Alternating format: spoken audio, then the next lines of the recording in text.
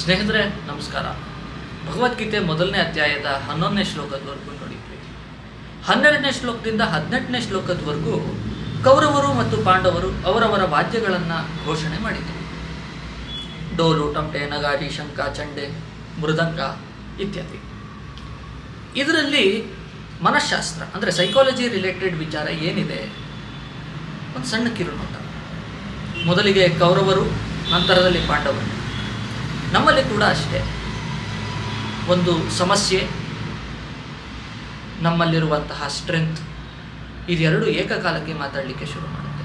ಭಗವದ್ಗೀತೆ ಶ್ಲೋಕ ಹೇಳುತ್ತೆ, ಆ ಶಬ್ದ ಎಷ್ಟು ಘೋರವಾಗಿತ್ತು ಅಂದರೆ ಆಕಾಶ ಭೂಮಿ ಎಲ್ಲ ನಡಗಲಿಕ್ಕೆ ಶುರುವಾಯಿತು ಅಂತ. ನಮ್ಮ ತಲೆಯಲ್ಲಿ ಬರೋ ಯೋಚನೆಗಳನ್ನು ನಾವು ಹಾಗೆಯೇ ಕೇಳ್ತಾ ಬಿಟ್ವಿ ಅಂದರೆ ಆಕಾಶ ಭೂಮಿ ಒಂದಾದ ಹಾಗೆ ಕಾಣುತ್ತೆ. ಕಾಲ ಏನು ಅನ್ನೋದೇ ಗೊತ್ತಾಗೋದಿಲ್ಲ. ಓರಿಯೆಂಟೇಷನ್ ಟುವರ್ಡ್ಸ್ ಟೈಮ್ ಅಂತೀವಿ, ಗೊತ್ತಾ? ಯೋಚನೆ ಮಾಡ್ತಾ ಕೂತಿದ್ದೀವಿ, ಹೊತ್ತು ಹೋಗಿದ್ದೇ ಗೊತ್ತಾಗಲಿಲ್ಲ. ಈ ರೀತಿ ಈ ಮನಸ್ಸು ಒಳ್ಳೆಯದು ಹೇಳುತ್ತೆ, ಕೆಟ್ಟದ್ದು ಹೇಳುತ್ತೆ. ಅದರ ನಡುವೆ ನಡೀತಾ ಇರೋ ಚರ್ಚೆನ ಕೇಳ್ಕೋತ ಕೂತಿದ್ರೆ ಕನ್ಕ್ಲೂಷನ್ಗೆ ಬರಲಿಕ್ಕಾಗತ್ತಾ?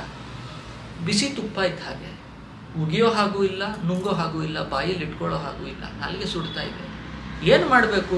ಭಗವದ್ಗೀತೆಯ ಮುಂದಿನ ಶ್ಲೋಕಗಳು ಇದರ ಬಗ್ಗೆ ಮಾತಾಡಲಿಕ್ಕೆ ಆರಂಭ ಮಾಡುತ್ತೆ. ಏನು ಅನ್ನೋದನ್ನು ಮುಂದಿನ ವಿಡಿಯೋದಲ್ಲಿ ನೋಡೋಣ ಸ್ನೇಹಿತರೆ. ಅಲ್ಲಿವರೆಗೂ